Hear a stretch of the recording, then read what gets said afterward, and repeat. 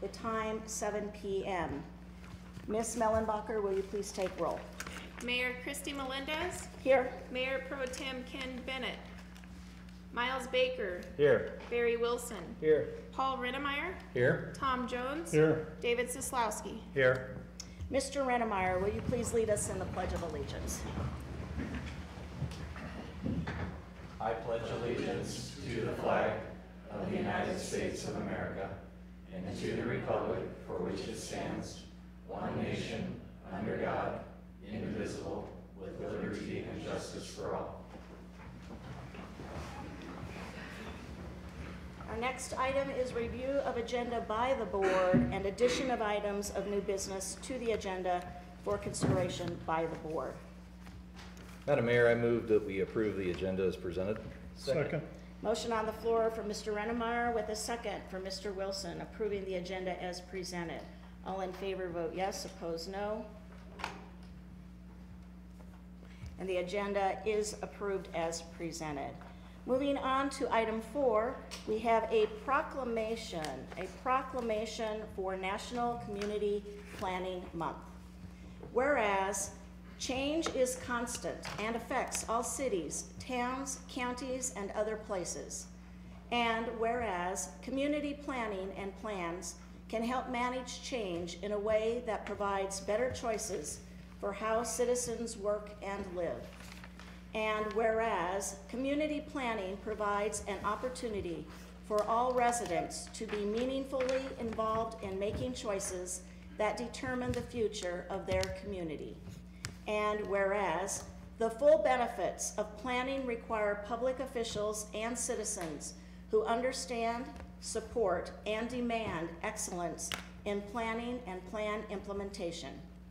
And whereas the month of October is designated as National Community Planning Month throughout the United States of America and its territories. And whereas the celebration of National Community Planning Month provides an opportunity to recognize the participation and dedication of members of planning commissions and other citizens who have contributed their time and expertise to the improvements of their communities. Now, therefore, the Town of Windsor, Colorado does hereby proclaim October 2018 as National Community Planning Month in recognition of Windsor's dedication and commitment to community planning. And come on in, Mr. Balstead, and he is our planning director, so he's the one we just gave, and his staff we just gave the recognition for, so thank you so much. Next item on the agenda, we have a special presentation from the American Academy for Parks and Recreation Administrator, Chris Drapinski. Thank you very much. Okay. This is the National Gold Medal Award, the finalist plaque for the Town of Windsor this year. It's the most coveted award in the Parks and Recreation profession, honoring agencies and communities throughout the United States that exceed industry standards and establish a higher standard for delivering public parks and recreation services. Gold Medal finalist winners measure the impact and benefit of their services while addressing community needs through the involvement of citizens, staff, and elected officials in all planning processes. The Town of Windsor's Department of Parks, Recreation, and Culture focuses on NRPA's 3 pillars of conservation, social equity, and health and wellness, and demonstrates excellence in long-range planning, putting vision into action each year. Creating an innovative culture has become a habit for Windsor, and we applaud you for your outstanding accomplishments. The American Academy for Park and Recreation Administration is the governing organization for the National Gold Medal Award and consists of 125 distinguished practitioners and scholars in the field who are committed to the advancement of the park and recreation field. So rooted in the desire to advance knowledge and encourage scholarly efforts and provide services to advance the profession, the Academy embraces opportunities to raise the bar and enhance the quality of parks and recreation services to the local community through this award. The Town of Windsor Department of Parks, Recreation, and Culture truly represents the best of the best, and since the award's inception in 1965, in the category Class 5 population of under 30,000, There's only been just a little over 225 agencies named a gold medal finalist. So you are now in the upper echelon of 8,000 public park and recreation agencies across the nation, and you should be very proud of your staff and their dedication to this mission and the community. The finalist award was presented to the town of Windsor at the 2018 National Conference for Parks and Recreation in Indianapolis, Indiana last month, just a couple weeks ago. And as a member of the Academy and one who's had the pleasure of working with the town of Windsor through our company Greenplay here locally, in its evolution over the past couple of decades, and on your Parks and Recreation Master Plan, starting with your first one in 2004, and a couple of updates and feasibility studies, I'm personally very proud to be a part of this local acknowledgement of this prestigious award. You've raised the bar in Windsor through excellent parks, programs, and facilities, not to mention persevering through natural disasters. On behalf of the American Academy for Parks and Recreation Administration, Musco Lighting, and the National Recreation and Park Association, we congratulate you on your success. Thank you. I would ask Eric Lucas and his staff.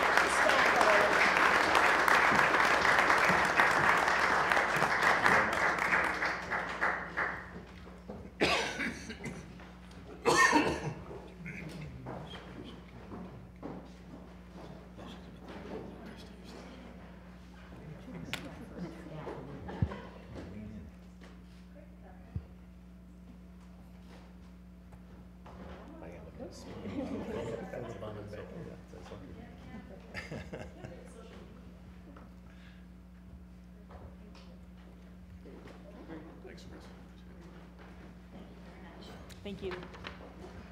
Okay, Parks and Rec. Yay. Can't get rid of me.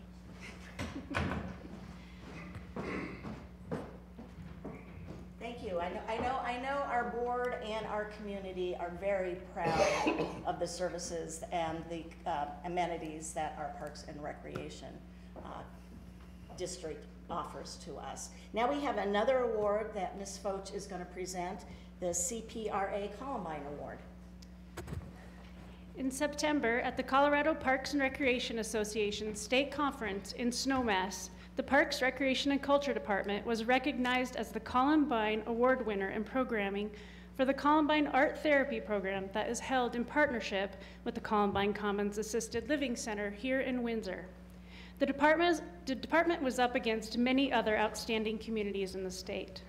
The Windsor Culture Division is proud to support our older adult population by offering bi-monthly art therapy classes to the residents of Columbine Commons Assisted Living residents. The art programs have proven to be immensely popular amongst the residents, and aside from being entertaining, they provide an important service to these elderly community members.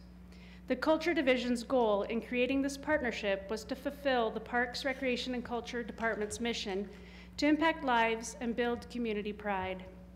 The objectives for the art therapy programs are to stimulate conversation, promote recollection, and build fine motor skills for an audience that is limited in their options for program, because they're not able to travel and because there are not many programs targeted for them. The exchange of services for a sponsorship of the division is a benefit to both parties and enables more programming within the division. Tonight I have here with me Laura Browarney, our supervisor for culture, to accept this award. Laura has done an incredible job of getting our culture division off the ground and running in the area of programming. She is extremely creative, and we are very lucky to have her as part of our team. Congratulations.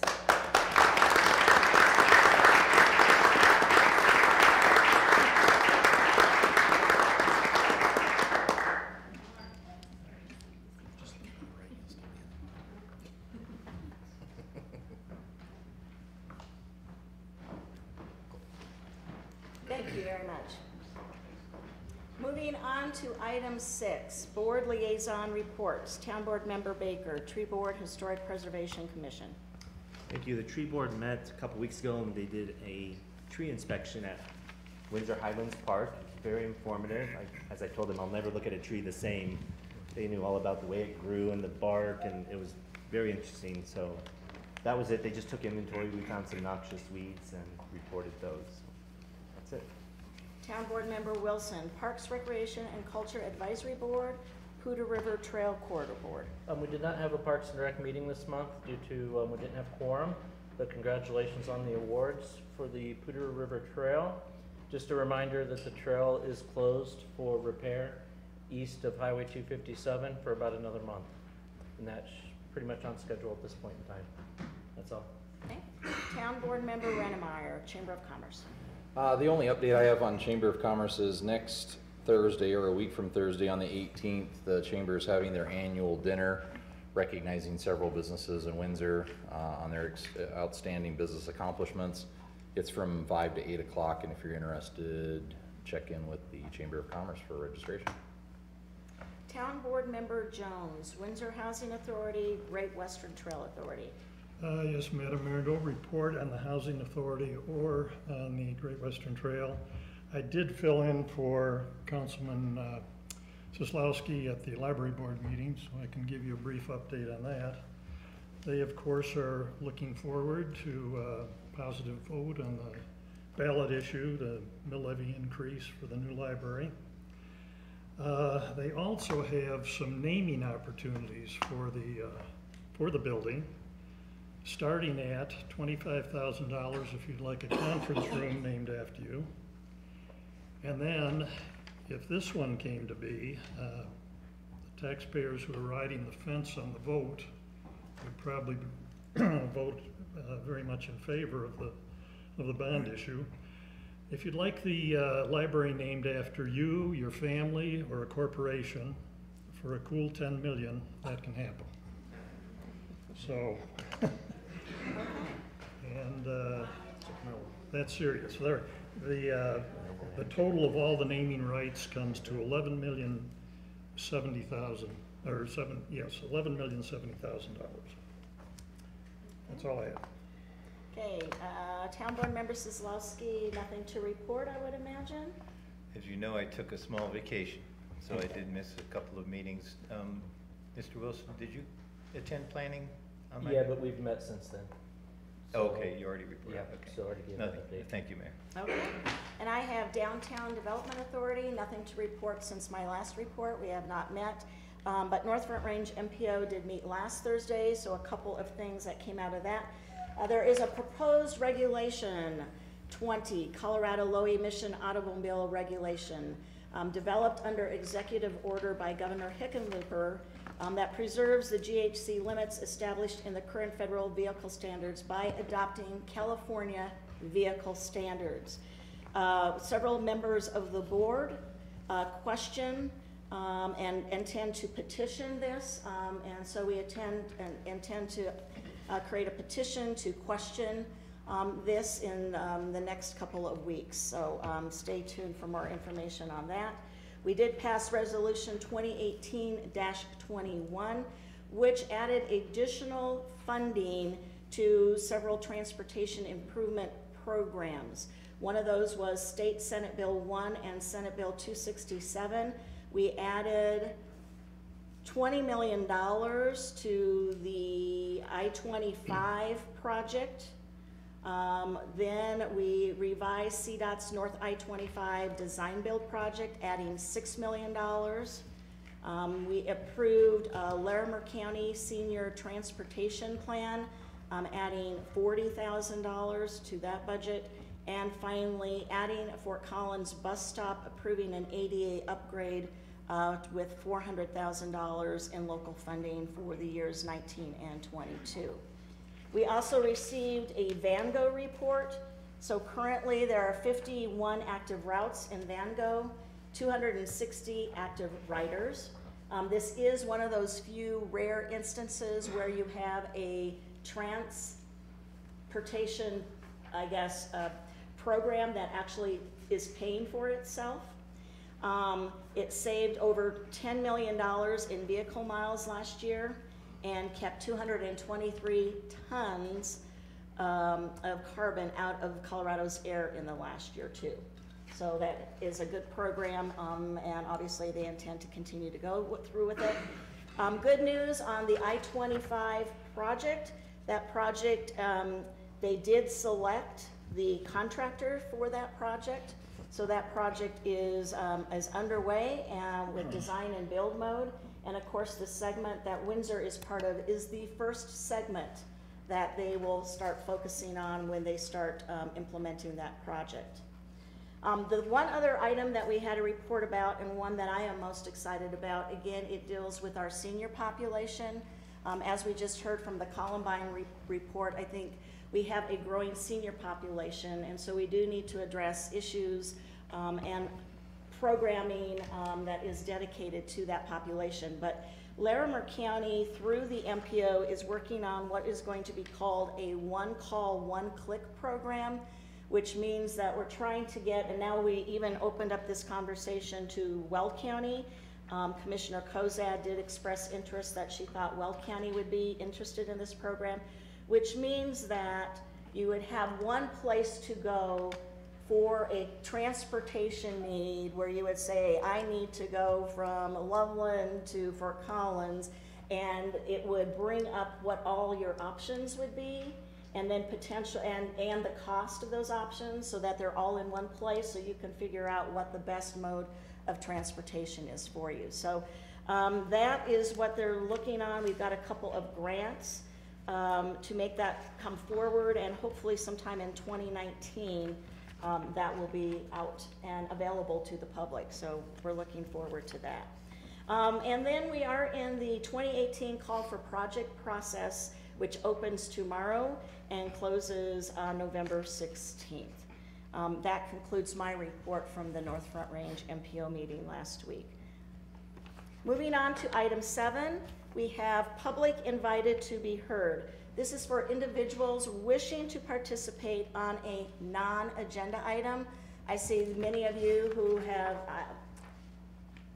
written on this sheet that is on an agenda item. So is there anybody in the chambers who wish to speak to the board this evening on a non-agenda item? Okay, seeing none, we will move forward to item B, the consent calendar. Madam Mayor, Yes.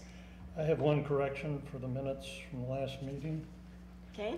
Under my report on the Housing Authority, it states, I reported that the Windsor Housing Authority met and they will be closing at the end of October on Windshire.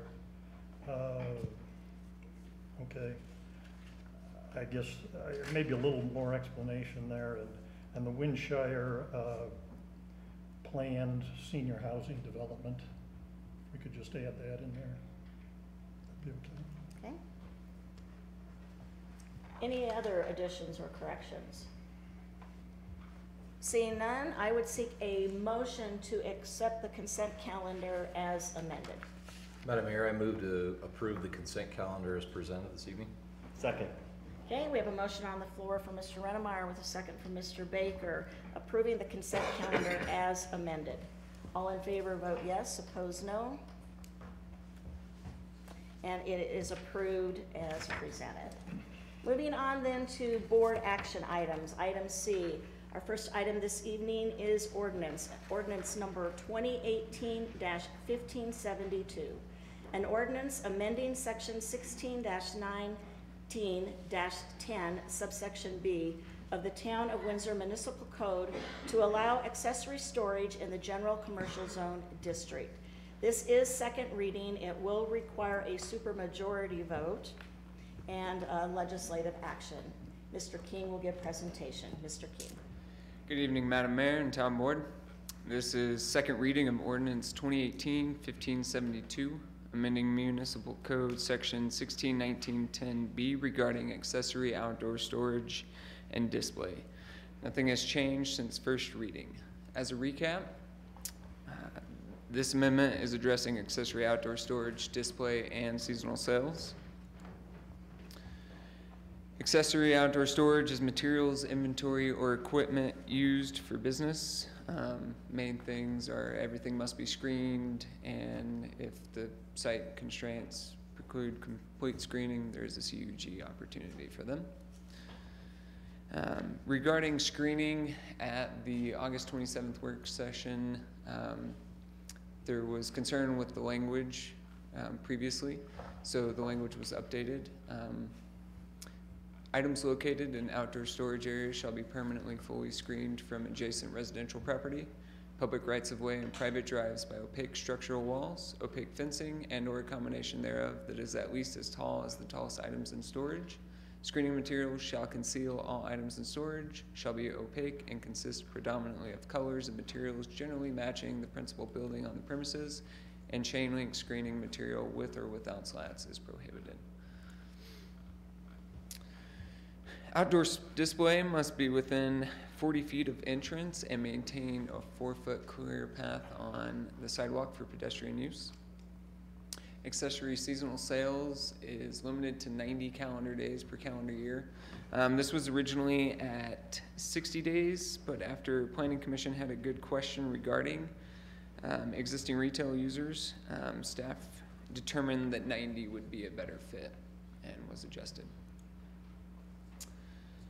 At their September 19th, 2018 meeting, Planning Commission forwarded to Town Board a recommendation of approval of the proposed amendment to the Windsor Municipal Code Section 161910B to allow accessory outdoor storage and display in the General Commercial Zone District.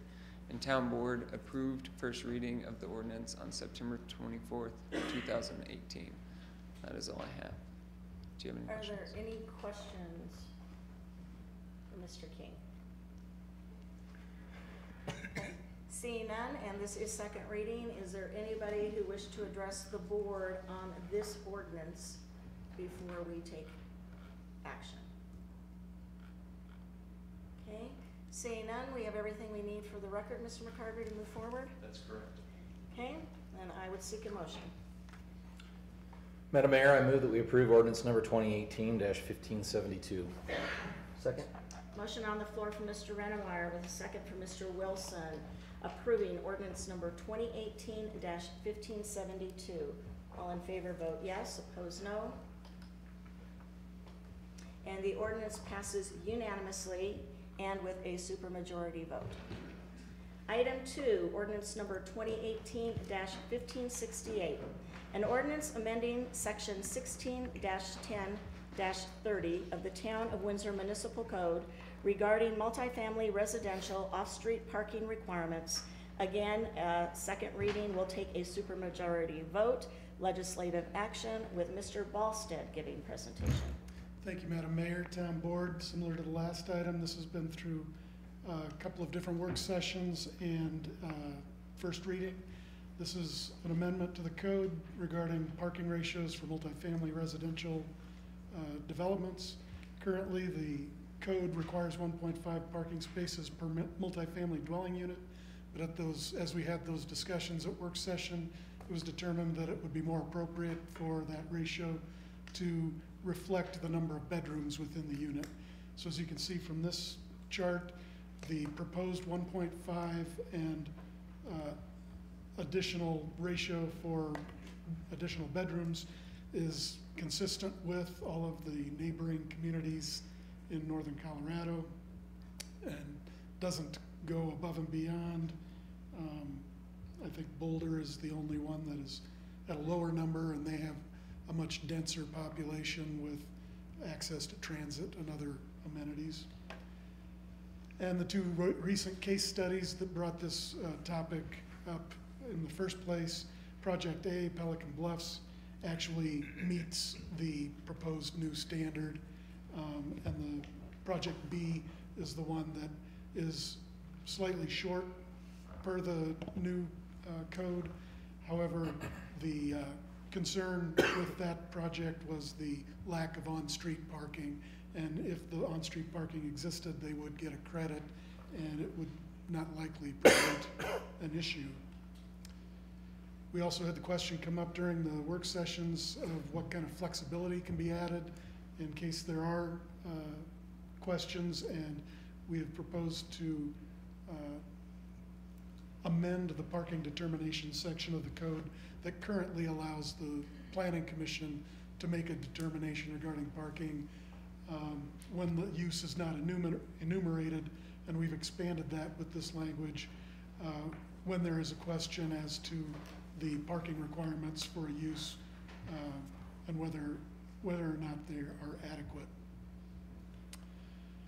At their July 18th meeting, the Planning Commission forwarded to the Town Board a recommendation of approval of the proposed amendment, and the Town Board approved first reading of the ordinance on September 24th. This is second reading, so it will require a supermajority vote, but nothing has changed since first reading. Okay. Any questions for Mr. Volstead? Mr. Yeah. Baker?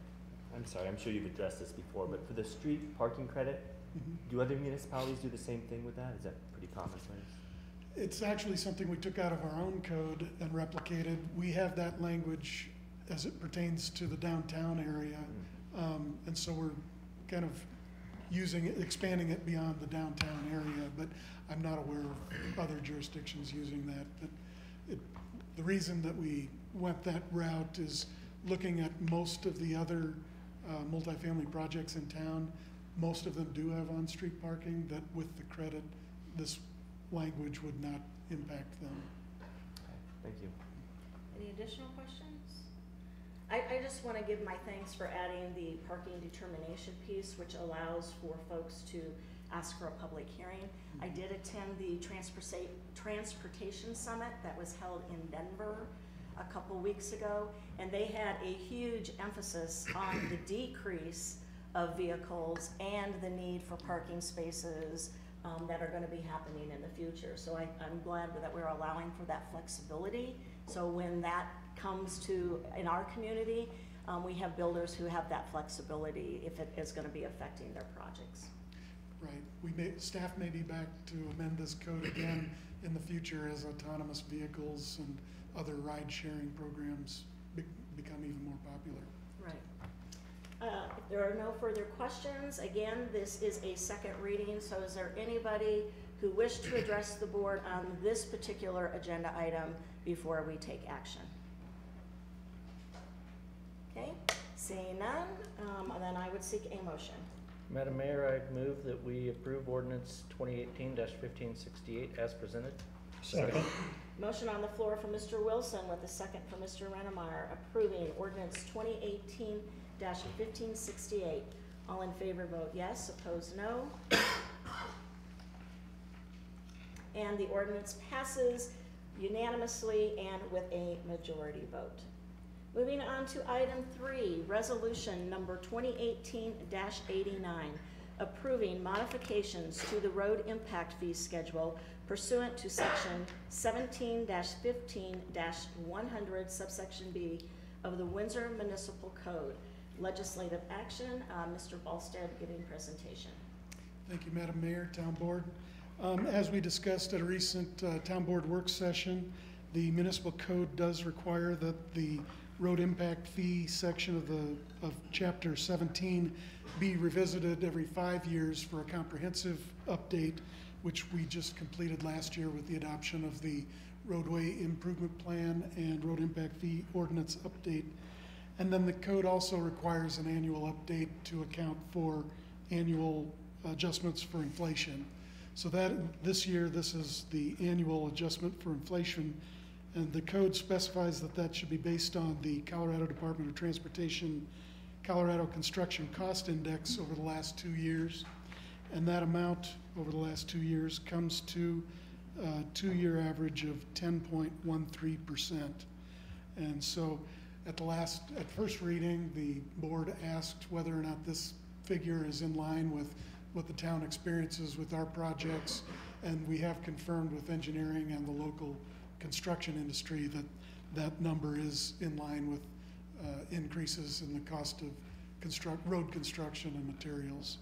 So with that, the proposal is consistent with the comprehensive plan, specifically the transportation and mobility goals and objectives, and it's also consistent with the relationship to strategic plan, thoughtful framework in support of infrastructure, traffic, and roadways. And with that, staff is recommending that the town board approve the resolution to make the annual adjustment to account for inflation as required by section 17-15-100B of the municipal code. Okay. Are there any questions for Mr. Volstead on this item? I don't. Okay, Mr. Rennemeyer. Mr. Balsa, when we took a look at this, was it earlier this year? Was it early, January, February, Q1, somewhere earlier this year that we took a look at the road impact fees?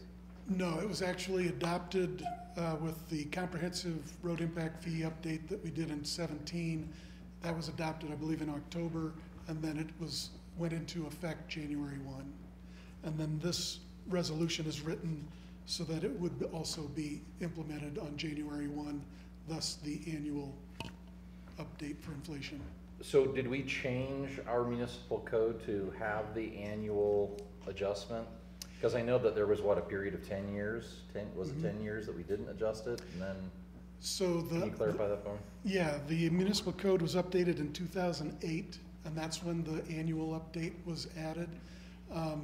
But during the downturn, the town board didn't want to, I guess, be overly burdensome on the development community, especially when the economy was down. So they did concentrate on other areas, and they worked on reimbursements to the development community for past projects that were in the queue waiting to be reimbursed. They also adopted road impact fees for oil and gas wells, but the annual increase was not implemented for a few years. And then during the downturn, we actually did adopt, I think in back-to-back years, fee reductions based on the Colorado Construction Index. So to answer your question, we didn't make any increases during those times, and so we kind of fell behind. And then with last year's comprehensive update, we kind of reset the bar, and now with the annual update, hopefully we won't fall behind again. So our municipal code now does reflect that we do need to have an annual increase? Yes, An annual it adjustment. has since 2008. Okay. Well, I want to clarify, it doesn't mean we will have an annual increase. No. We could have a decrease Correct. depending on what the numbers show. Adjustment plus or minus. Yes, Right, right. right, exactly. Because for clarification, really in 2018, we saw a change of almost 20%, but we're only passing on a 10.13% increase because we've averaged that out. Is that correct? The number is averaged over the last 2 years, yes. Right. Any additional questions? Okay, is there anybody who wished to talk to the board on this particular resolution? Okay, seeing none, I would seek a motion. Madam Mayor, I'll move for the approval of resolution number 2018-89. Second. Motion on the floor from Mr. Kozlowski with a second from Dr. Jones approving resolution number 2018-89. All in favor vote yes, opposed no. And the resolution passes unanimously. Moving on to item 4, resolution number 2018-90, a resolution urging the defeat of Proposition 112, a proposed statutory amendment that would increase setbacks for new oil and gas facilities. Legislative action. Mr. Hale will lead us in the presentation. But before you go there, I do want to read a brief statement based on some emails that we received earlier. Tonight we have before us 2 resolutions. And while this board does not make it a habit to take up resolutions relating to ballot measures, they have, on occasion, chosen this form of action, which is provided for in our charter, enacting such action as to demonstrate leadership. A resolution is a declaration of the governing body to express an opinion on certain issues, and both these amendments at the core of the resolutions that are coming before us are forever game changers, not just in our community, but in this state. Something to this level surely, if not now when, warrants this discussion, which is now before us, and which is why we have the resolutions happening now. So I'm going to let Mr. Hale lead us into the discussion. This is the item. I believe we have several folks who wish to speak to the board. Then we will take some public comments, and then the board will give their opinions, and then we will take the vote. Mr. Hale. Thank you, Your Honor. So would you like me to just do the 112 and then step away, or are you okay if I give the overview on both? how do you want to present? I would just rather just knock them out and then let folks speak if they want to speak. Okay. Okay, so the citizens of Colorado will be asked to consider 13 different ballot measures this November. At the mayor's request, I asked the town attorney to prepare a resolution regarding 2 of these. The first is a resolution opposing Proposition 112, which is the 2,500-foot oil and gas setback measure. As the board is aware, the current setback is 500 feet. According to the COGC, this initiative would eliminate new drilling on 95% of the surface land in the state's top 5 producing counties and 85% of the state's non-federal land. This resolution states that the town's opposition and encourages the town's voters to say no on the ballot measure. And I would also add that the Colorado Municipal League and a number of other interested parties have come out in opposition as well. The second is a resolution opposing Amendment 74, which would amend the state constitution to require compensation for any reduction in property value caused by the government law or regulation. As the board is aware, under the current Colorado Constitution, a property owner already has the right to seek compensation from state or local governments. Amendment 74 would expand this well-established concept by requiring the government, i.e. the taxpayers, to compensate private property owners for virtually any decrease whatsoever in the fair market value of their property due to any government law or regulation. Again, the Colorado Municipal League has strongly urged that its members come out in opposition to this measure. The resolution states the town's opposition and encourages the town's voters to vote no on the ballot measure. Okay. So with that, we will begin the process for those who want to come forward to provide comment to this board. You have 3 minutes. Please state your name and address for the record.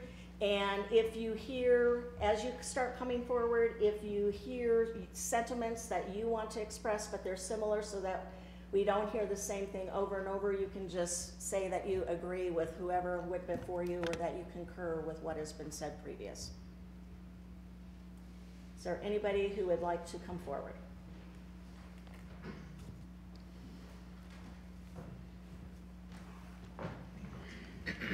Good evening, Madam Mayor, Town Board members. My name is Doug Dennison. I live at 523 14th Street in Windsor, and I am a proud member of the oil and gas industry and an equally proud resident of the town of Windsor. When I was being transferred to this area about 4.5 years ago from Grand Junction and began spending a lot of time looking at where I wanted my family to live, you know, I visited virtually every town in northern Colorado, and for the first time that I drove into Windsor, there was just something about this town that hit home with me, and I knew right then that this is where I wanted to live and where I wanted to raise my family, and I hope someday I can retire here, and that's my whole goal. As you all know, this is a great place to live, work, raise a family, and I think many other people in the oil and gas industry have figured out how great Windsor is. A few years ago, a person very well connected in the town of Windsor approached me and said, you know, there's really not very many oil and gas people that live in Windsor, so why should we care? Just anecdotally, I was driving home from a meeting in this building, and I just told myself, look at all the white pickups in the driveways, and I knew this person was wrong. I went back and said, you're wrong. I went and looked at the employee residence reporting that we have to do with the state of Colorado every year for determining how severance tax and federal mineral lease monies are divvied up, and found that there were several hundred people reported that lived in Windsor. You know, I know that number has grown. I think if you drive around Windsor today and see all the no on 112 signs, you see that a lot of those are industry people. A lot of them are people that just understand how damaging this proposition is. You know, beyond the economics and the jobs and all those arguments, this really is also about people. And I think it's important for people to realize that those of us that work in this industry, we're not evil, we're not trying to destroy the world. We all have the same desires and goals for our families that everybody else in Windsor and in the whole state of Colorado has for their families.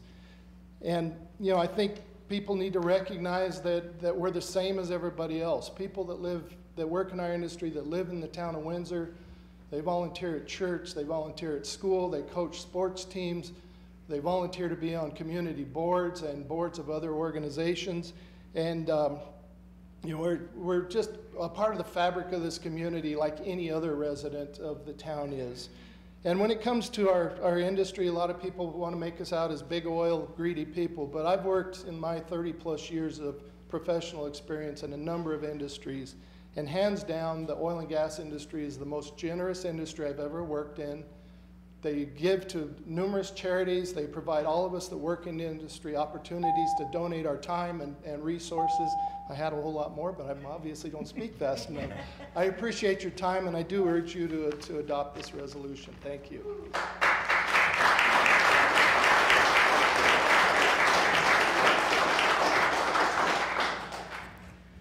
Good evening, Madam Mayor and council members. My name is Tracy Bentley. I live at 301 Immigrant Trail in Severance. I'm also the executive director of the Colorado Petroleum Council. We represent all facets of the oil and natural gas industry here in Colorado. My member companies are committed to ensuring a strong, viable, and safe natural gas industry, oil and natural gas industry capable of meeting the energy needs of Colorado. We appreciate the opportunity to comment. I want to first start by thanking the staff and the council for their time in allowing us to speak before you today. I also am a proud industry worker of the oil and natural gas industry, and I stand tall with many of our industry employees who are here tonight. I'm here to express our support for the City Council's resolution to oppose Proposition 112. From Colorado's earliest beginnings, oil and gas has been a part of this state's rich history. Nowhere is this more true than Weld County. Weld County contains not only the largest share of production in Colorado, but is also home to over 10,000 oil and gas employees who generate over $750 million in wages.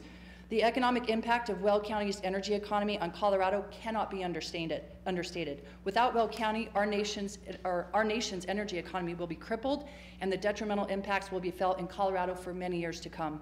Proposition 112 will change the economic outlook for hundreds of thousands of Coloradans, including many like me that live right here in the Windsor area. I can tell you firsthand that the passage of Proposition 112 will result in entire communities finding themselves lacking essential funding for education, healthcare, and other needed services. In fact, the State Land Board says that over $230 million will be lost in education alone. A Colorado-based economic study also suggests that Proposition 112 will stifle hundreds of thousands of jobs across the state, which are indirectly and directly supported by the oil and gas industry. In fact, our industry supports fully 6.5% of total employment in the state, and we contribute over $31 billion in economic impact per year. As you consider your position on Proposition 112, I want to again thank you for your support of our industry and your constituents. I want to acknowledge your vital contributions in keeping Windsor thriving and open for business, and we deeply appreciate your commitment to keeping Windsor energy proud. Thank you.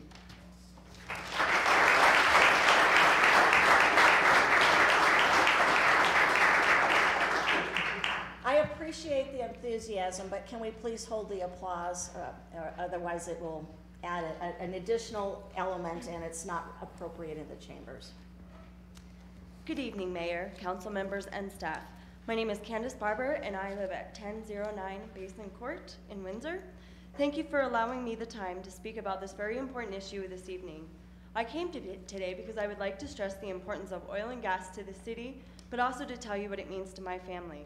Both my husband and I have worked in the industry for over 7 years, and we have seen firsthand the economic and social benefits the industry brings to the family and the community.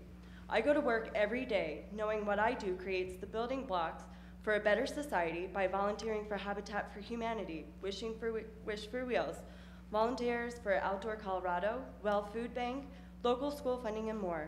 I'm a compliance regulatory analyst and work with the state on a daily basis to ensure that we develop and produce energy safely and responsibly, as well as go above and beyond what is asked to do the right thing. Our company has implemented technology that allows our equipment to run more efficiently. We have a dedicated emissions team, projects that are decreasing the amount of equipment on a well pad and thus reducing the visual footprint of oil and gas operations, just to name a few items. My #1 goal is the safety of my community, fellow workers, and my family. We have work to do to spread the message that a setback is not the answer, but a move in the wrong direction. We need to work together to find solutions, which is the true Colorado way, not an initiative that would all but ban future oil and gas development. I am proud to say that I work in the oil and gas industry. I urge you to support the opposition of 112. Thank you for your time. Is there anybody else who wishes to come before the board? Please come forward.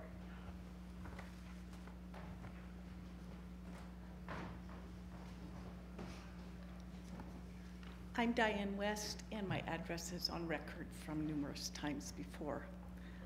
I would like to know what peer-reviewed scientific evidence you have referenced to assure the residents of the town of Windsor that it is safe to live closer than 2,500 feet from fracking sites.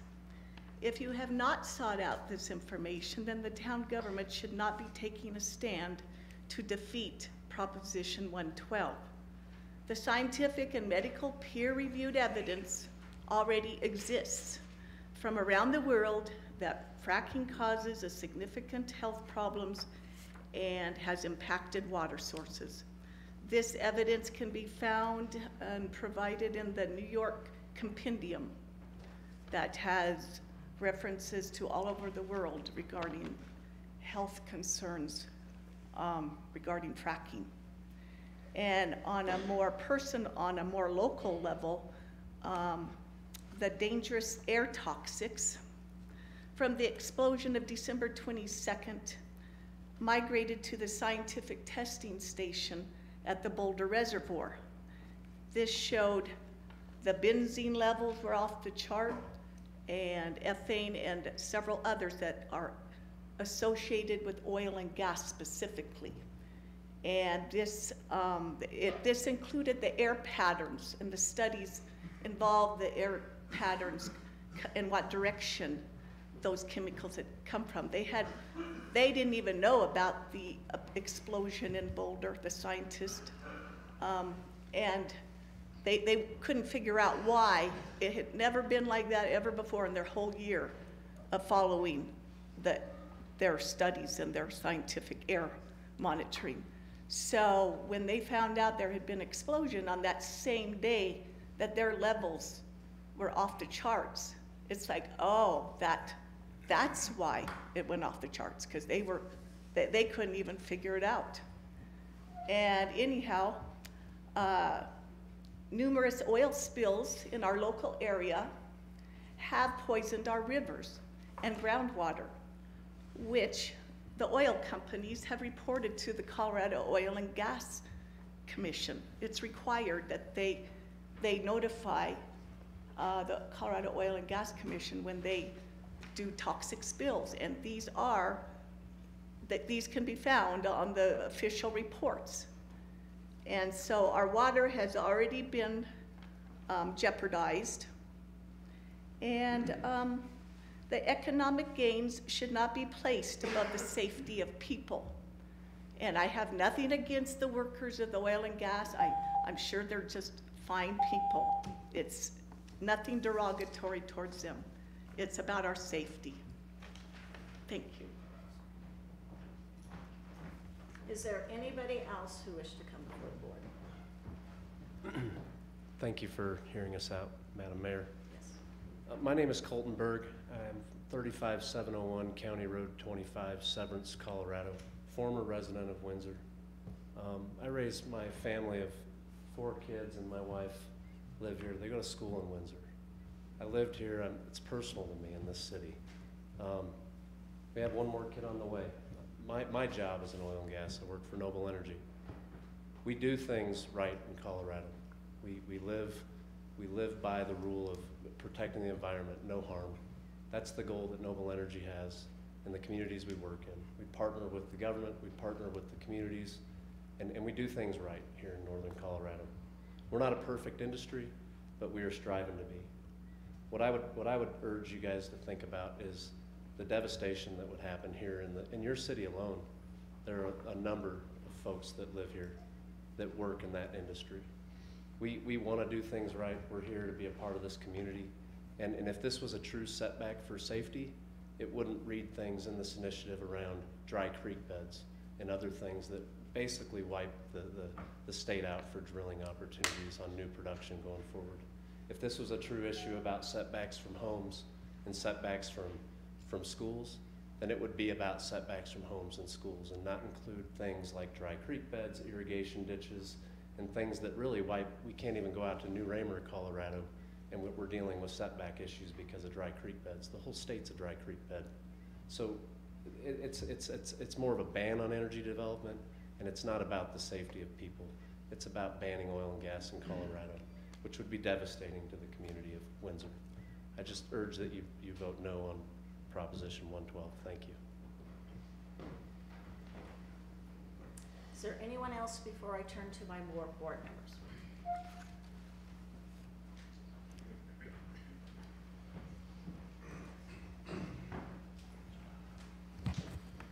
Good evening, Mayor and Council. We appreciate you taking the time and considering this important resolution on the behalf of the town.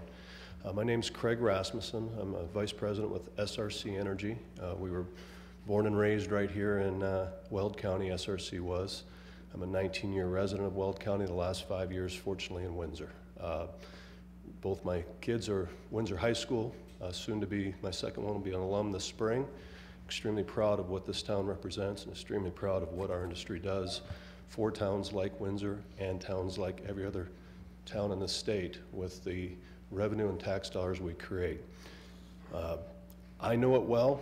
The first 7 wells that the company I'm fortunate enough to work for back in 2009 were drilled 800 feet out back of my back door.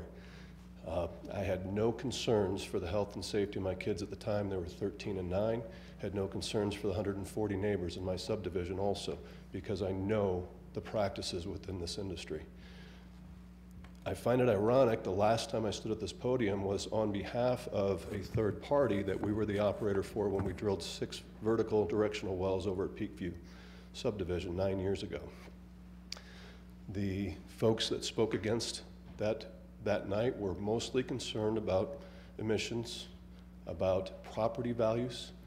I know I've got 4 employees that live in Peakview right now, and I know property values did not decrease there because I know what they were 9 years ago versus what you'd have to pay to buy a house in there today. It is a ban on oil and gas. The dollars came out of Washington, D.C., the dollars came out of Boulder, and it's trying to start in Colorado and migrate its way across our country because people are concerned about hydrocarbons. I challenge anyone in here, whether you're pro or against oil and gas, to tell me an activity you did today that did not include hydrocarbons. From the sheet you woke up on, to the hot shower that you took, to the razor you shaved with, to the cup of coffee, to the phone you put on your ear, to the carpet you walk on, to the detergents that clean that. This industry, there is no replacement for it. What it does for our schools, what it does for this town, what it does for all the other communities in the state, it would be hugely detrimental if 112 passed. We appreciate your consideration. The last point I'd like to make, City of Greeley should be a great litmus test for health markers of our industry. They've been fracking wells in and around Greeley since the 1970s. From southeast Windsor to Kersey, Eaton, down to Brighton, and we have a lower health marker on all things you would want to go ahead and have checked, from cancers to birth defects to any of those things, than most of the rest of the state. That tells you right then and there, and we're only better today with the technologies we work under. Thank you. Is there anybody else? Okay. Seeing none, we're going to close the public comment at this time. Any comments from fellow board members? I have a few comments. My name is Barry Wilson. I represent District 2 on the west side of Windsor. And I've been very open with some fellow board members as well as our town manager over the last several weeks that I really don't think it's the town board's place to tell people how to vote on 11274 or really any statewide proposition that the citizens have petitioned to put on the ballot. I think we should respect the citizens' right to determine the outcome, and that's the stance that I'm taking. I think this pulls the town board away from other priorities that we actually have control over to make Windsor a better place to live. Regardless of what we determine here today, it's not gonna change the outcome of the vote. It's merely, what do these 7 people think? And really it comes down to, we fill out our ballots just like you. So I'm not going to support either of these resolutions. You know, Shane, you pointed out that there are several other things. There's like Proposition 73 we're not talking about. That's funding for public schools. I think transportation is the #1 concern of Windsor residents, and that's 110, funding for transportation. We're not talking about those. So I personally think that we shouldn't take a stand, but I see why the mayor chose to, and I respect that. So with that said, looking at the resolution 112 specifically, first off on 74, I'm personally going to vote against it. I do think it's a bad thing, but my vote on this resolution is no. On 112, reading through the resolution, and I have some data here I'll share with our town clerk to include in the minutes. Just I think the resolution is written by the industry. So I did some fact checking on some of the numbers. I agree with Doug, what you pointed out about that I don't think anybody in the oil industry is inherently evil. I've lived here for 19 years, and my next door neighbor is a vice president for Noble Energy. One of my best friends, takes care of my kids, trust him with them. And Candace, you pointed out that you know, I do believe that the oil industry does attempt to do their best to be safe, and the technology is getting better. But Diane also pointed out that there is some inherent risk and safety issues in the industry. It's just part of the job, so to speak, and I think everybody knows that. And I think that's what 112 is trying to address. So I just want to put out a couple things out there. In paragraph 7 of the resolution, just about gross domestic product, and stating that $1 billion is just misleading, or the $26 billion lost in annual Colorado GDP. I pulled the U.S. Department of Commerce information, and oil and gas mining, quarrying, and oil and gas extraction is actually 14.86 billion.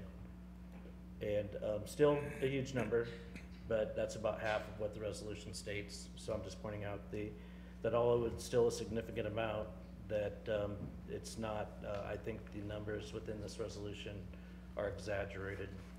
And also are the source of information within the resolution. RIMI Partnership, I looked them up. They're an East Coast-based research firm that was hired by the oil and gas industry. And then in the next paragraph, paragraph 8, there's a study from API, who is another industry trade association representing gas and oil. And they state the number of employees that are employed by gas and oil. And they cite their, it says it's by PricewaterhouseCoopers. They published it, but it's written by API. It's on their website.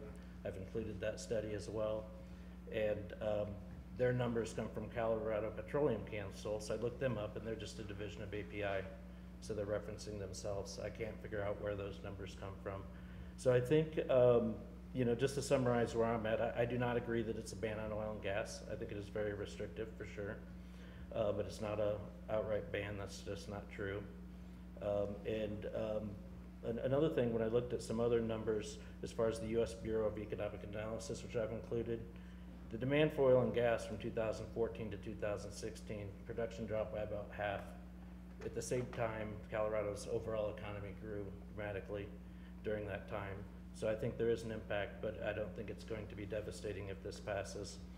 And lastly, just looking at the number of about $365,000 is what we stand to collect here in Windsor.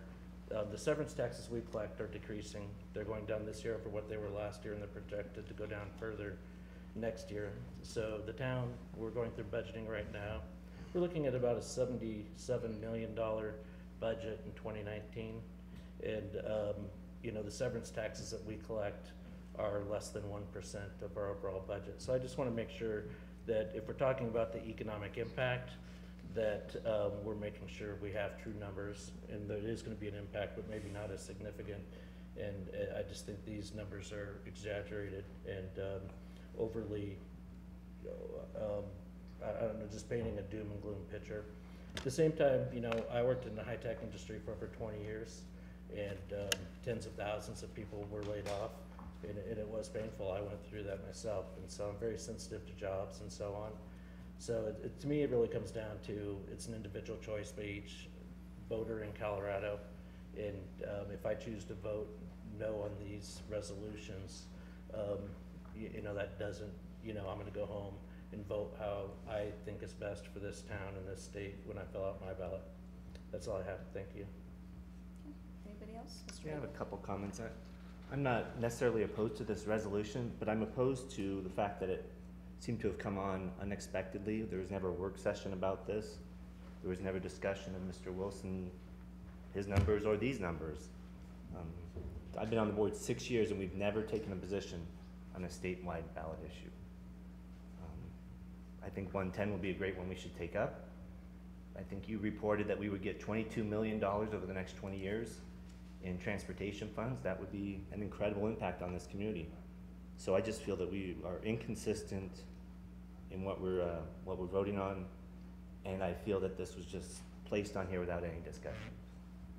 Per our charter, if you read our charter, a resolution can come before this board as long as there are 3 members of the board who want this resolution. And I had Mr. Redemeyer and Mr. Kozlowski who were in favor of the resolution. Does not require a work session, does not require any of that. I understand that. Can any of us bring a resolution with If you 3 have people? 3 members in support of a resolution per the charter. Great, thank you. Any other comments, Mr. Kozlowski? Yes, thank you, Madam Mayor. Certainly a lot of discussion, appreciate the testimony from those who are attending here tonight. The difficult part for most of us on this board, I think, and I guess the issue of procedural issues that have come up, I really can't speak to, and I almost set them aside, whether it's proper or not, it has come up. And we have our own decisions to make as to whether we would take a position and whether we think the procedure is appropriate. But here it is, and it has been introduced, and we're asked to vote on it in some fashion. I can't speak, and I don't think any of us can speak to the science and the technology of the health impact that the oil and gas industry, and particularly fracking, may have. The young woman here cited peer group studies. I suspect if I read them, my eyes would glaze over. One of the biggest differences is that I have a lot of confidence in the COGCC. I think they are an oversight of the industry. If I look at the panel members, the commission members of the COGCC, these are highly trained, highly skilled individuals that represent PhDs and people who are involved in the sciences, including environmental protection, and including the health sciences. I believe that that group does have the best interests of the citizens of this state as they formulate the rules for the construction, the oil and gas industry to pursue its business. So I'm going to kind of set that aside. And when I talk about the economic impact, and it may be a cost of $1 million or a loss of $1 million, or I think 1%, less than 1% of our total budget, as Mr. Wilson referenced, I think I can look around this room, and while not a actual ban on oil and gas drilling, it is a practical ban on oil and gas drilling. And I think those of you who are sitting here who are in the industry probably would realize that some large percent of you would be out of a job.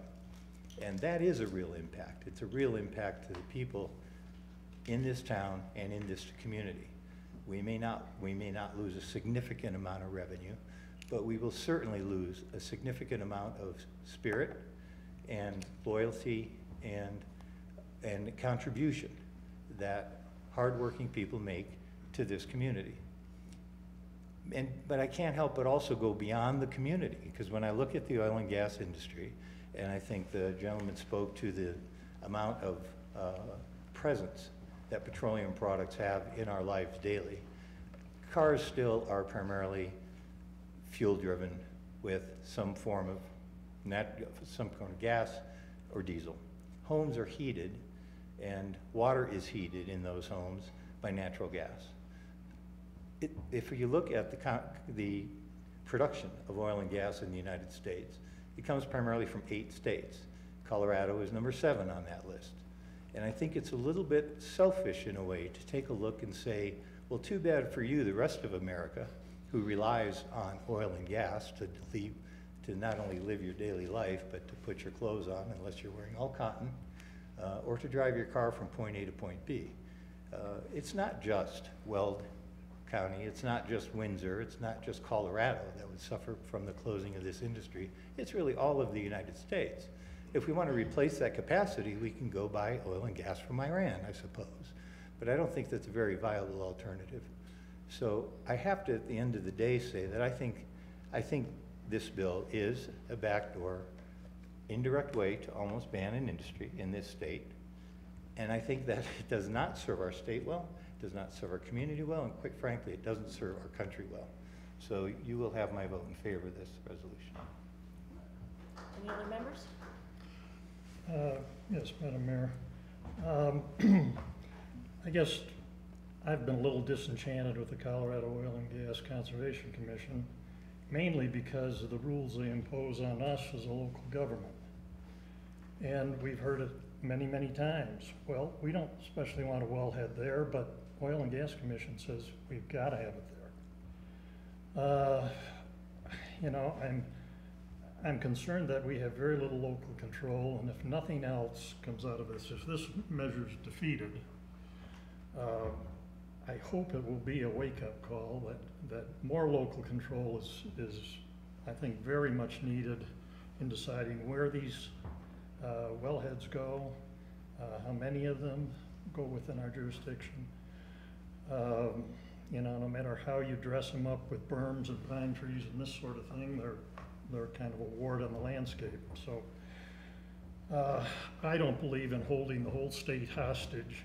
I think this 2,500 feet is overkill, and that there are plenty of places in the state that drilling is perfectly amenable to and should continue. So,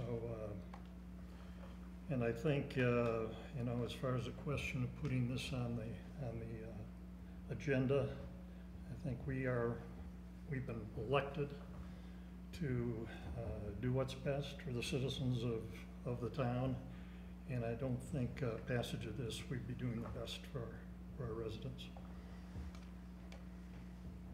I will have a no vote, or I mean a yes vote. That's yes on no? Here, I'll push the button for you. Madam Mayor, I don't have too much more to add that hasn't already been said.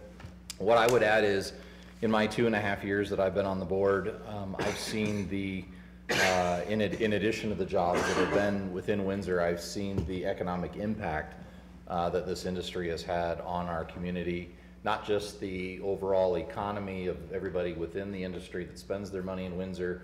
I'll never forget, it was about 1.5 years ago, our town manager at the time came to us and said, we have $1 million royalty check here from all of the mineral rights that the town has that are receiving royalties, and what should we do with this? And we had never had that extra income in addition to the severance tax to be able to put towards our parks and the other amenities that a lot of us take for granted, but yet we enjoy because they're new and state of the art. So just seeing the overall impact that this industry has had, I know that this would severely impact Windsor, not just with the jobs in our overall local economy, our ability to attract and retain businesses in Windsor, but it would actually affect our bottom line as a community to be able to function and provide the amenities to our citizens. So with that, I will be supporting this resolution tonight. And I proudly will support resolution opposing Proposition 112, mainly because this proposition goes too far in a state already with the strongest regulations in the nation. This board has, in my estimation, and will continue to make decisions with the health, safety, and welfare of our citizens a priority. To this extent, this proposition will not gain additional health nor any safety measures. Larry Wolk, the head of Colorado Department of Health and Environment, has said, there is no credible evidence showing increased setbacks are any more protective of public health than the current setbacks. and the oil and gas industry is ranked in the top 10 on the total safety metric measures among industries tracked in the U.S. Bureau of Labor Statistics. More so wrong with this measure is that what works and is right for Boulder is not what works or is right for Windsor. And what is right for Windsor does not necessarily work or is right for Boulder. Every time we have made an ask of this industry in our community, they have stepped up and they have complied, even so much as moving an entire facility. Every community needs to defend their right to create their own jurisdiction and rulings on how they see best. This proposition is out to destroy an entire industry, and one that has devastating consequences not only to Windsor, but to Weld County and Colorado. And it doesn't just hurt the industry. It will hurt state and local tax revenue estimated between $7 and $9 billion over the next 12 years. Plus, it will impact our schools and special districts. In recent years, oil and gas has contributed $839 million to schools. Who is to make up this difference?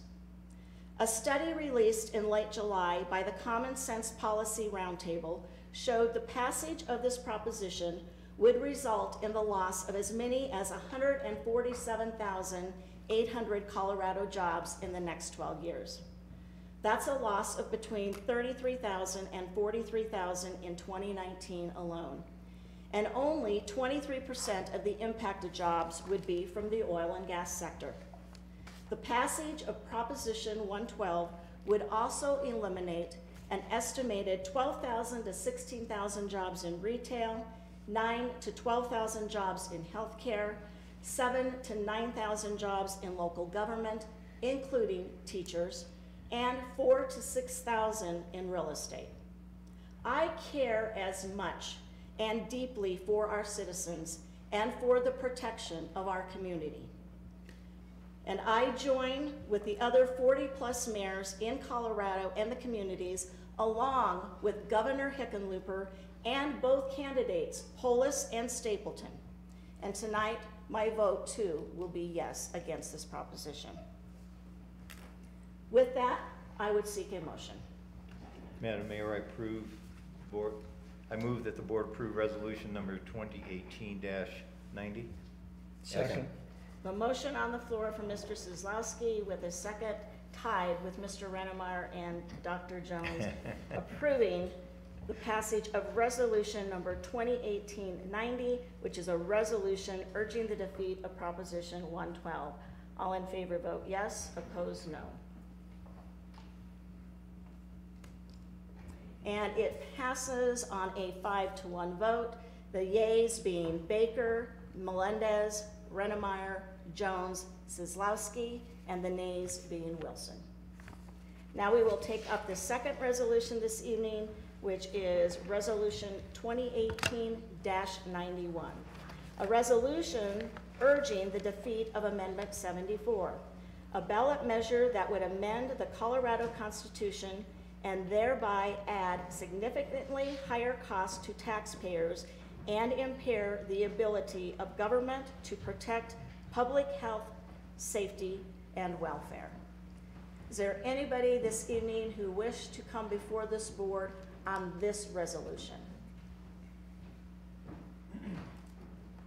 Colton Berg, 35701 County Road 25, Severance, Colorado. And I'm speaking on this resolution around, I am a mineral owner at my house, and I should have the right to be able to have someone come in and lease my ground and drill for the minerals underneath my home. That is my right as a mineral owner. And when we continue to have small groups coming in from Boulder and outside of our state coming to tell us how to run our business and trying to ban and shut down the oil and gas industry in Colorado, we need to act on something like this to help prevent people from going through with something like Proposition 112. This is a way that will help protect landowners going forward. We have rights just as much as people that live in a subdivision that may not have mineral rights. We paid for those. And if something goes through where I'm not allowed to get those, I want to be compensated for them. And I feel like if the state and or local government is going to partake in banning oil and gas throughout the state, then the taxpayers that voted for that should help compensate our landowners that have the rights to their minerals. So I hope that you vote for 74, and I hope that this is something you guys support. Thank you. Is there anybody else? Okay. Are there any comments from board members taking up this particular resolution? Mr. Kozlowski. Madam Mayor, thank you. I somewhat feel a little bit strongly about this resolution, and I appreciate your testimony, sir, in comments. The concept of regulatory taking, and Mr. McCarter and I could probably have, 14 hours of coffee and conversation around it. It's currently common law, case law, that drives the analysis as to when and what happens if a town or a government body passes a regulation that somehow denies a citizen the right to use their property. And that's really the typical classic way in which the issue would come up. The case law is fairly well developed. The analysis is fairly well developed. If this gentleman was denied the ability to access his minerals, he would have an opportunity to pursue claim in court. This statute, this particular initiative, is particularly overbroad in its wording, and it's oversimplified in its wording. The level of analysis and detailed analysis that the courts would go through is quite complex and quite thorough. This statute would replace and essentially override that. Interestingly, the state of Florida adopted a similar concept resolution that allowed for, through ordinance, state statute, an ability for a person to be compensated. In Florida, it ended up being more developers. The statute was probably 15 pages long, tiny print, extremely complex and detailed. Nevertheless, it opened the door for a significant amount of legislation. Towns and villages and communities were continually being sued by people who could claim under that statute or ordinance that their property, they had been denied the value of their property. And in enough situations, they were winning. When this town or this board decides to go and pursue eminent domain or some other way to take some property that it needs for development or growth or infrastructure, we have the ability to weigh that analysis ahead of time and decide whether this is something we need, how critically we need it, and what we think it's worth and what we will pay. We initiate the idea of a taking. With this almost backdoor regulation, we may, by passing a regulation that just simply restricts building height, open ourselves to litigation by a party claiming that that restriction has removed their ability to build a 10-story building, thereby denying them the ability to gather rents on 7 floors for the rest of the period. And the math on that comes out to a huge number that the town was not expecting to have as a liability. So in Florida, what's happening is these towns are getting sued, they're losing, and they don't have the money. They simply don't have the money to pay the damages, and they will end up perhaps having to file bankruptcy. So by far, this particular initiative, if it's attempting to address the denial of a right to mineral rights by some law or regulation, and I'm sure in this case it's Longmont and Boulder that are in mind, that's a separate issue. But this particular initiative is so broadly worded, it would apply to everything we do, dangerously so. So I will vote in favor of this particular proposal you have before us. Okay. Anybody else? Dr. Jones? Yeah, I think this would be devastating to a planned community. Well, the quality of life we have here in Windsor is due to planning and proper zoning. And I guess nobody really knows the far-reaching effects of this, and I don't know where this gentleman, if he's in a subdivision or if he's out in the country, but I mean, to use an extreme example, if your neighbor thinks a packing house, he could get more money for a packing house next to your place than he could for selling it as a residence. It could open up a big can of worms in that regard. So, you know, if this passes, I almost ought to put a lock on our planning department door because they may not have much to do. We'll be in court all the time trying to defend individual property rights. So I think I will definitely vote in favor of this resolution. Anybody else? Okay. At first glance, Amendment 74 looks like a measure that enhances the property rights of owners. And while I steadfastly support private property rights, this measure will have unprecedented negative impacts of legal exposure at the public's expense. In other words, neither government nor property owners will be the winners, as all this amendment will do is add an unnecessary additional layer to any planning or development process, adding more time and cost for all parties involved.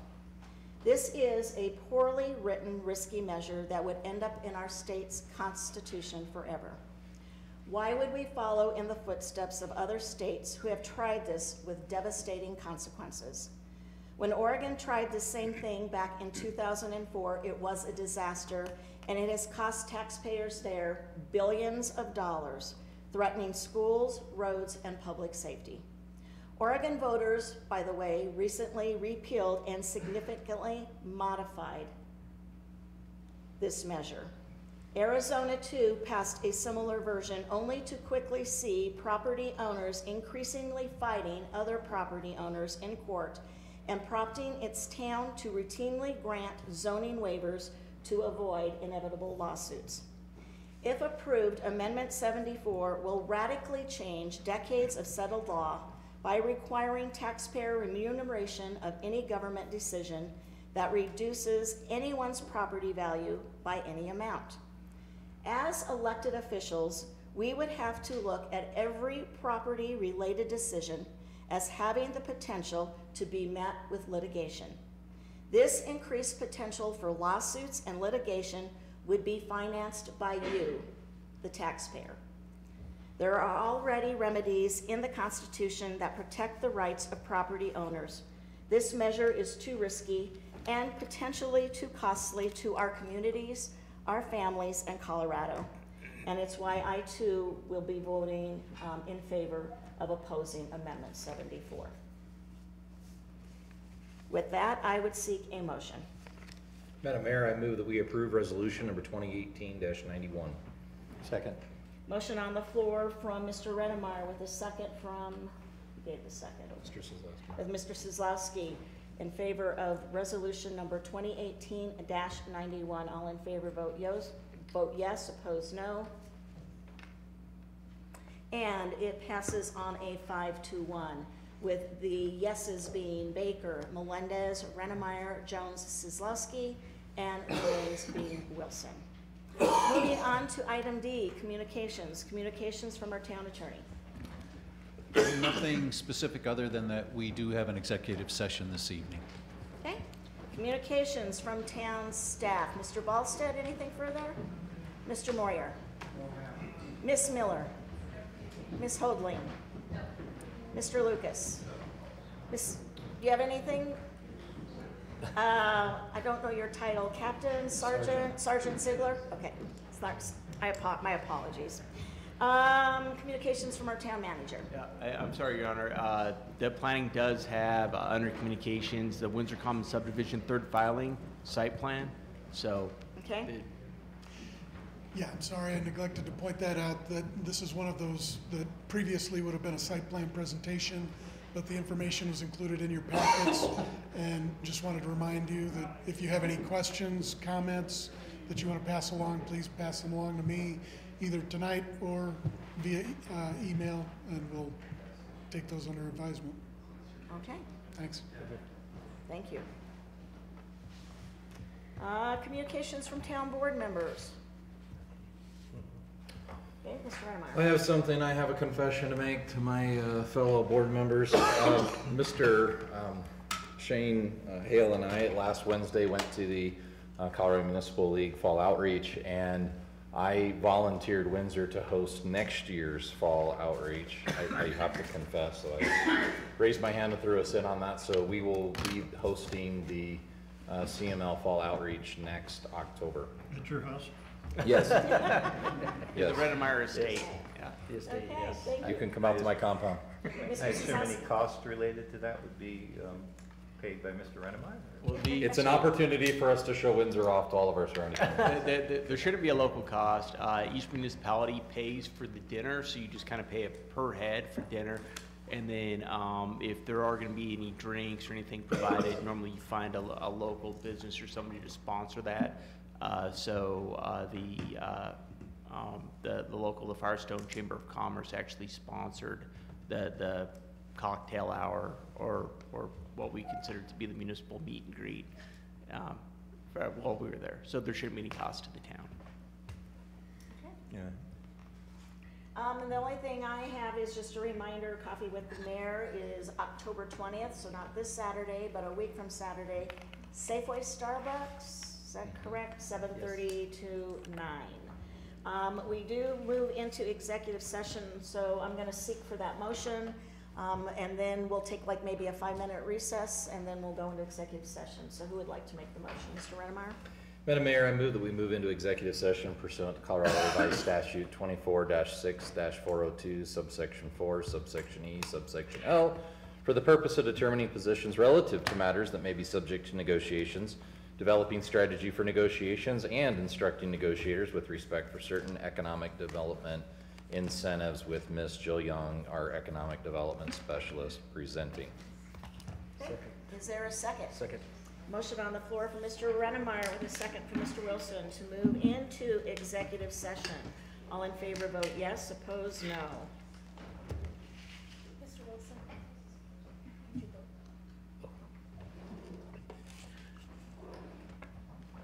Okay, and with that, we will move into executive session in about 5 minutes.